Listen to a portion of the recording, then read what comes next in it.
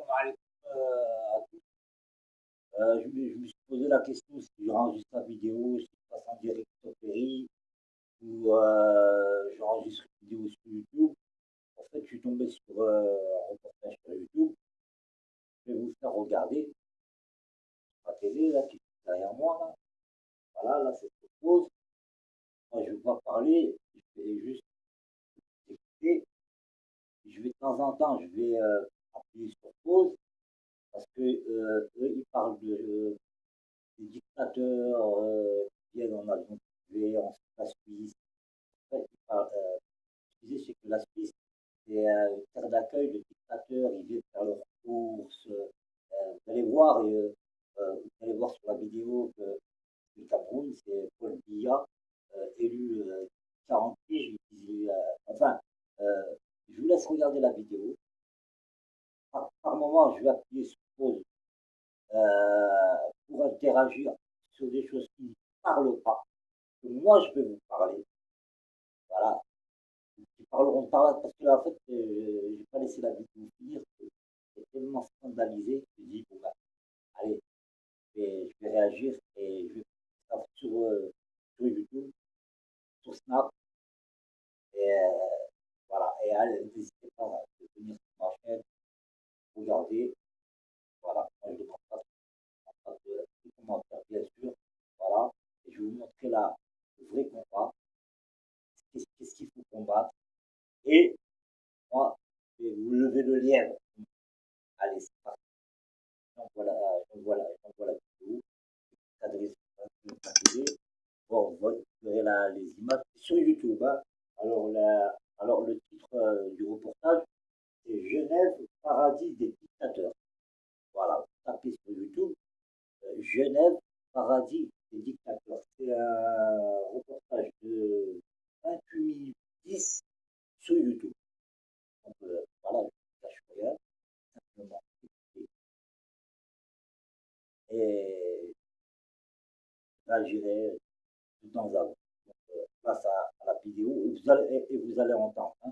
Je vais même monter le son pour que vous entendez bien.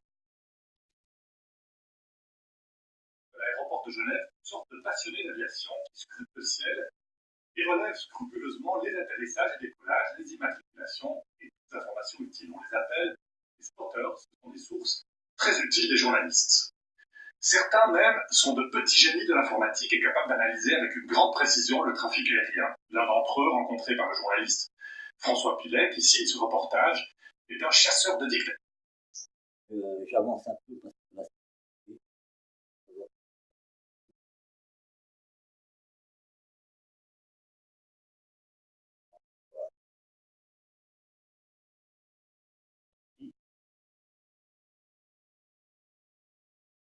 pays d'accueillir les puissants. I'm very appreciative to Stefan de Mistura, the United Nations. Recule, en fait, quand je l'avance, La cité de Calvin offre à ses visiteurs un cadre apprécié entre luxe, discrétion et neutralité. Elle s'enorgueillit d'accueillir les puissants. I'm very appreciative to Stefan de c'est en Mistura, Suisse, hein. the United Nations. Mais la ville attire aussi des visiteurs au pédigré moins reluisant. Monarques du Golfe, autocrates d'Asie centrale, potentats africains. Ils apprécient la discrétion légendaire de leurs hôtes. A mí me gusta Suiza. Ginebra, perdón. Los suizos. Ginebra. Son gente civilizada. J'aime la Suisse. C'est un peuple civilisé, important d'être civilisé. C'est une société moderne, on parle de la Suisse. Problème, l'argent que ces dictateurs dépensent sans compter est souvent détourné des caisses publiques de leur pays. Luxe, impunité et corruption, un mélange explosif qui alimente la colère.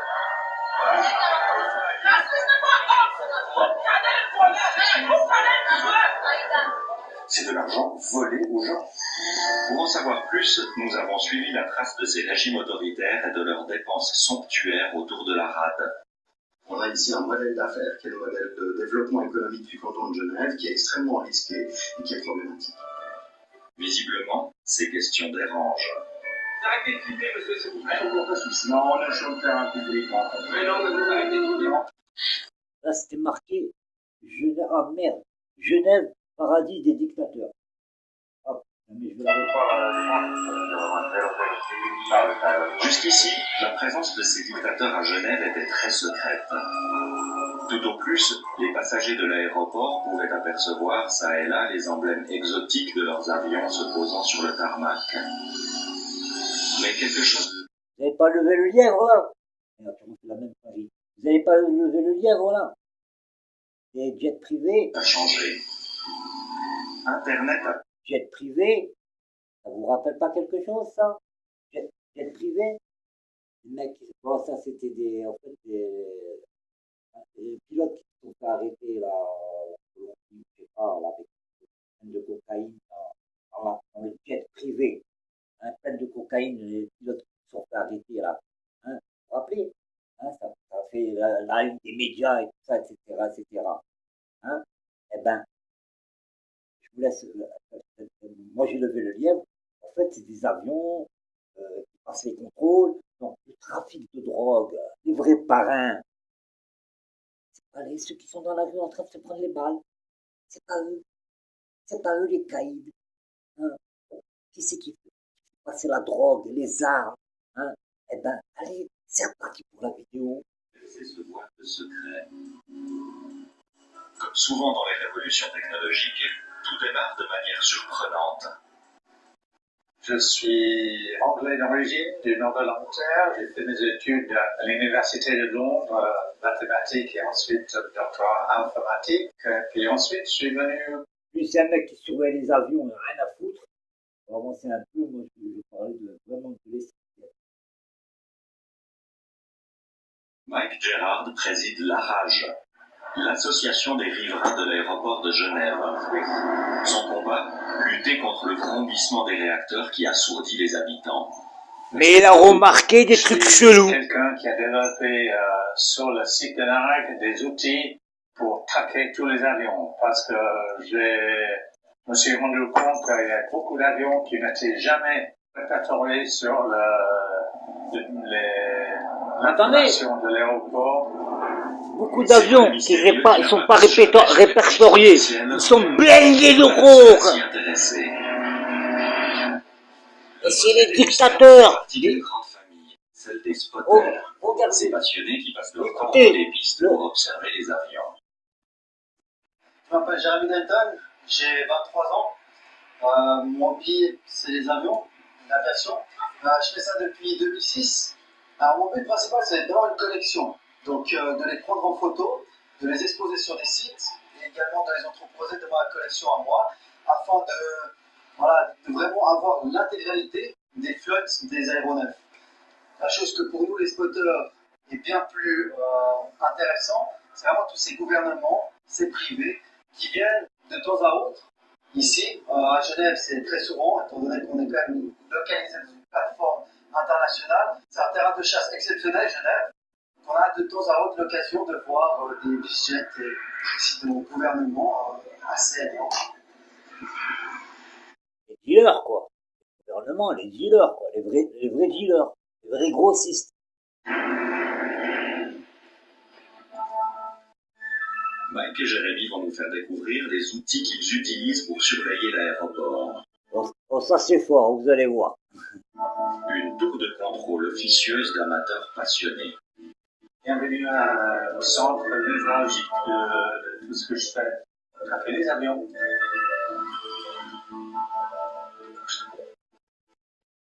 Et puis ça, c'est l'avion qui vous intéresse. En fait, c'est un petit peu ce que les contrôleurs aériens utilisent en fait. Oui. Qu'est-ce qu'on voit là? Là, par exemple, on a le code de vol AFR 89LB. Donc le AFR qui correspond à Air France. Et on voit qu'il... Là, vous voyez qu'ils contrôlent tous les avions, ils voient tous les avions. En fait, je vais avancer, moi je vais aller à l'essentiel. Je vais avancer de quelques secondes. Que c'est des passionnés, comme vous l'avez compris. Et pour tous les messages de tous les transpondeurs, dans un rayon d'une centaine de kilomètres, il y a un programme qui reçoit tous les messages et qui essaie de identifier les atterrissages et les décollages. Ça tourne tout le temps. Le radar de Mike détecte les signaux émis par les balises anti-collision des avions. C'est légal, puisque ces signaux sont émis sur une fréquence publique. Grâce à ces informations, les ordinateurs de Mike répertorient, analysent et comparent les mouvements de tous les avions de passage. Ce radar va nous guider dans une traque d'un nouveau genre. Et à partir de ça, qu'est-ce qu'on peut observer? Comment on peut faire? Dis-moi ce que tu veux faire et je fais. Quels sont donc les dictateurs qui fréquentent le plus souvent Genève? Prenons l'Afrique. Sur les 55 pays du continent, 27 sont désignés comme des dictatures. Parmi les autocrates qui les dirigent, l'un sort du lot. Paul Biya, le président du Cameroun. Paul Biya, le président du Cameroun. Dieudonné, je souhaite du courage. Hein. Ça continue. À 86 ans, il règne sur son pays depuis 1982. Réélu 6 fois avec des scores soviétiques, il pourrait briguer un 7e mandat cette année. Paul Biya aime les rives du Léman. Il y vient chaque année depuis près de 40 ans. Son épouse Chantal l'accompagne pour son shopping et pour faire soigner son impressionnante coiffure. Tu n'es pas trop froid? Ça va. Par rapport aux données de Mike, on voit Pathétique. très bien, ici, sur l'année 2017, que le président camerounais, en question Paul Biya, il a utilisé son avion pour venir à Genève le 24 mars, le 12 avril, le 14 septembre, le 17 septembre, le 26 septembre et le 21 octobre 2017. On voit bien également que sur ces dates-là, il est arrivé un tel et tel jour et il est parti grosso modo en 10 jours et 10-15 jours après son arrivée. Donc on voit bien qu'il reste un moment. Pour la première fois, il devient possible de répertorier précisément ses allées et venues, et donc aussi d'en estimer le coût. Le président camerounais n'a pas un avion propre à lui et il est obligé de passer par d'autres compagnies en question, de compagnies d'affaires, pour utiliser l'avion à titre personnel pour ses voyages privés.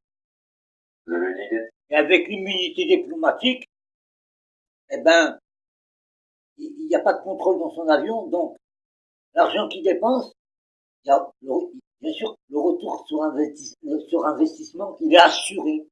Pourquoi?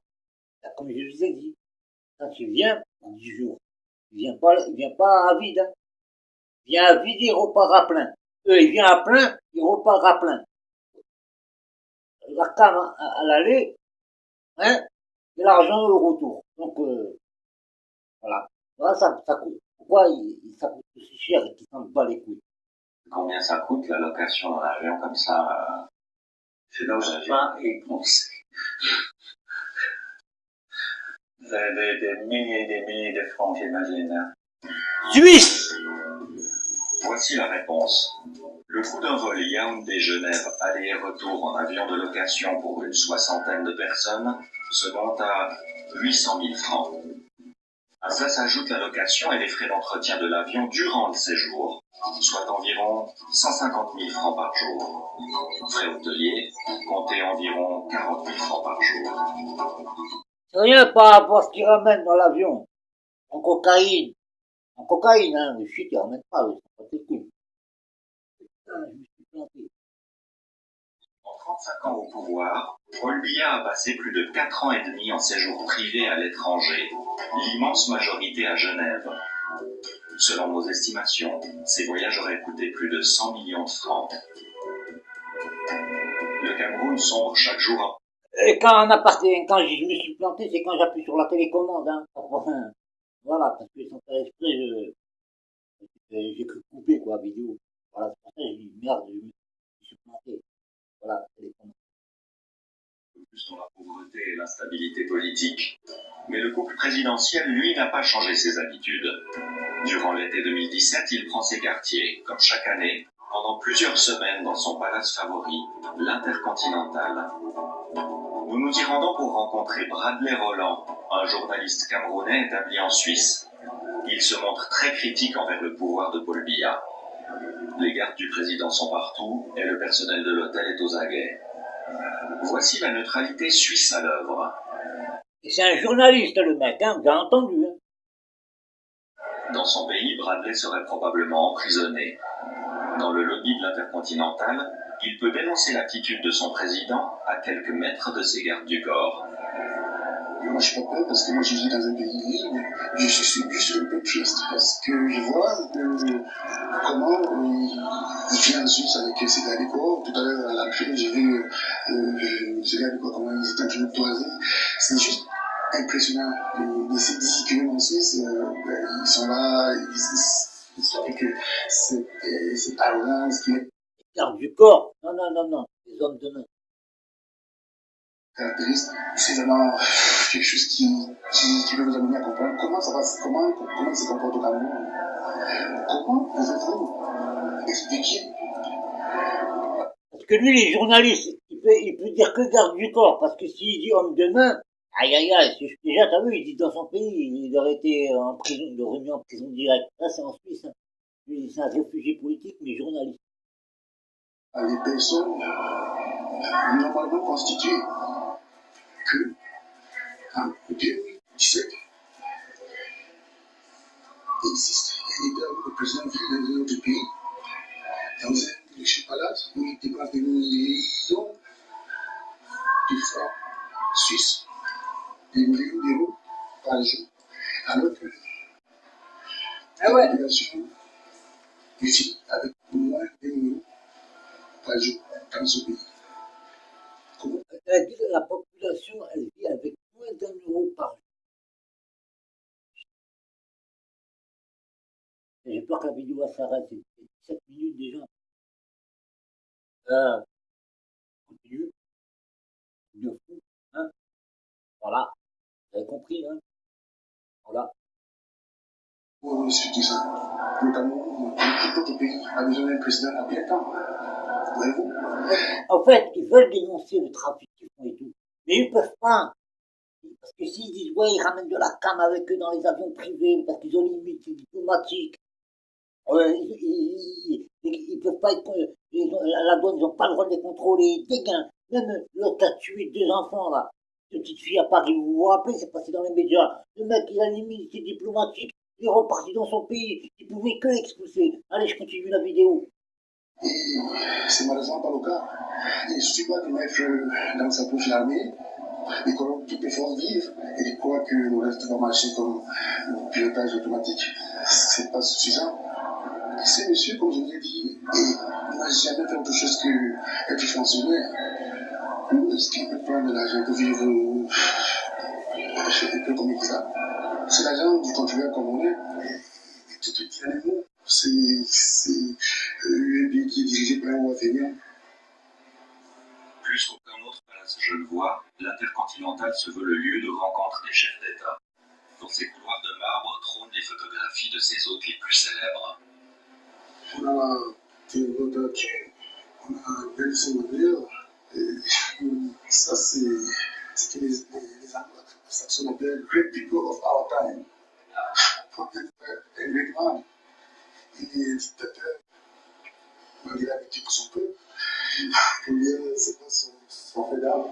On va dire que les Camerounais. Soudain, c'est la panique dans le lobby. À l'extérieur, des Camerounais viennent crier leur colère sous les fenêtres de leur président.